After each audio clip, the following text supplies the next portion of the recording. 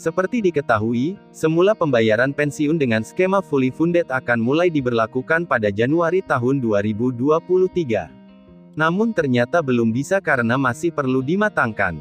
Belum 2023, masih perlu simulasi yang cukup panjang karena konsekuensinya cukup besar.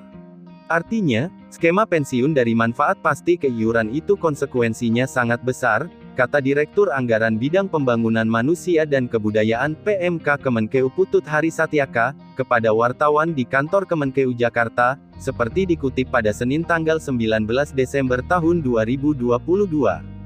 Simulasi skema fully funded, kata Putut, masih terus gencar dilakukan. Ini karena skema pensiunan fully funded ini tidak hanya berimplikasi pada PNS pusat saja, melainkan juga PNS daerah.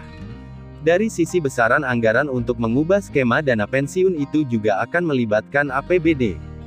Sumbernya dari DAU, dana alokasi umum, dari PAD penerimaan asli daerah, dari DBH, dana bagi hasil. Kalau terjadi eskalasi peningkatan yang cukup tinggi, kami membutuhkan masa transisi di mana antara kesiapan pusat dan daerah ini berbeda, jelas Putut.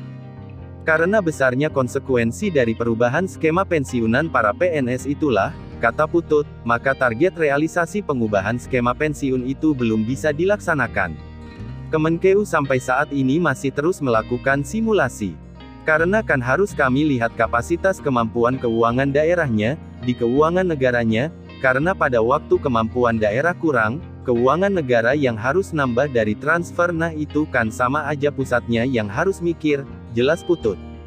Seperti diberitakan sebelumnya, Menteri Keuangan Sri Mulyani ingin merombak skema pensiunan PNS karena membebani keuangan negara. Dalam skema Pay As You Go saat ini, perhitungan dana pensiun dari hasil iuran PNS sebesar 4,75% dari gaji yang diterima. Skema ini juga berlaku bagi TNI dan Polri. Perbedaannya, skema pensiunan PNS diatur oleh PT Taspen dan TNI Polri oleh PT Asabri. Namun, keduanya sama-sama dibayar oleh APBN. Dengan skema diubah, Sri Mulyani berharap dana pensiun untuk para PNS ini tak lagi membebani negara. Apalagi, dengan skema saat ini pemerintah tetap harus membayar dana pensiun saat PNS meninggal ke keluarganya. Pembahasan perubahan skema pensiunan ini sudah dibahas bersama kementerian, lembaga terkait baik dengan Kemenpan RB, Badan Kepegawaian Negara dan Kemenkeu sendiri.